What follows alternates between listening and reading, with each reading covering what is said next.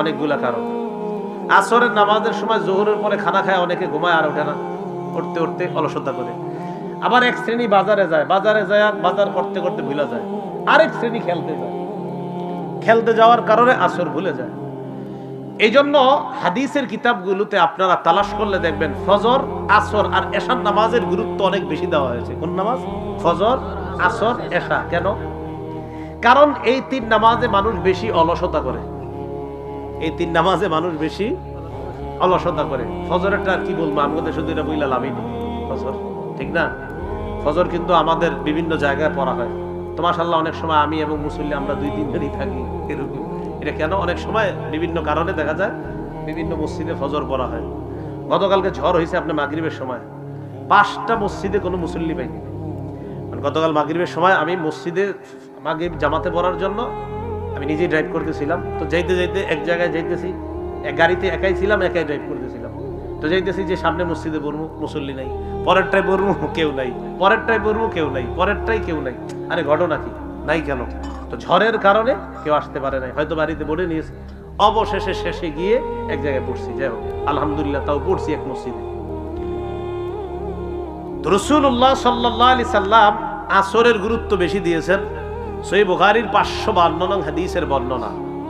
قال رسول الله صلى الله عليه وسلم الذي تفوته صلاة العصر فكأنما فطر أهله وماله। যে ব্যক্তির আসরের নামাজ ছুটে যায় কেমন যেন তার ধন সম্পদ সন্তান সন্ততি সব ধ্বংস হয়ে গেল। কোন নামাজ? তাহলে আপনার ধন সম্পদ একদিকে রাখেন, আসরের নামাজ আরেকদিকে। হুজুর একটু ব্যস্ত আছি, কেন? পরে নামাজটা পড়বো। আরে ভাই আসেন না, আরেকটু পরে আসতেছে। আরে আসেন না, আরেকটু পরে। এই আরেকটু করতে করতে সূর্য ডুবে যায়। আমাদের মা বোনরা রান্নার ব্যস্ততার কারণে ম্যাক্সিমাম আসরের নামাজটা জানা লাগে। আর একটু লবণ দিকে আসতেছি না, রান্না করে কার জন্য? স্বামীর জন্য, সন্তানের জন্যই তো। তো আপনি আসর না পড়লে তো আপনার স্বামী, সন্তান, সম্পদ সব ধ্বংস। রাসূল বললেন, আপনি কার জন্য কি করতেছেন? বলেন, রান্না আগে না নামাজ? আল্লাহ বুঝার তৌফিক দান করেন। এর মানে এই না যে আপনি সব করে ফেলবেন, বিষয় তো আছে অবশ্যই। চাইলেই সব হয়, চাইলেই। মনে রাখবেন, আল্লাহর কাজ করার জন্য যদি আপনি নিয়ত করেন আর চেষ্টা করেন, আল্লাহ আপনাকে সহজ করে দিবে সব। আপনার রান্নাও হবে, সবই হবে, ঠিক হবে সব। আর যদি আল্লাহর কাজ করার জন্য আপনার নিয়ত না থাকে, দেখবেন দুনিয়ার সবকিছু আপনার কাছে একটু দেরি দেরি মনে হয়। আর যদি আল্লাহর কাজ যথাসময়ে করতে চান, আল্লাহ সব সহজ করে দিবেন। সহিহ বুখারীর 553 নং হাদিসের বর্ণনা।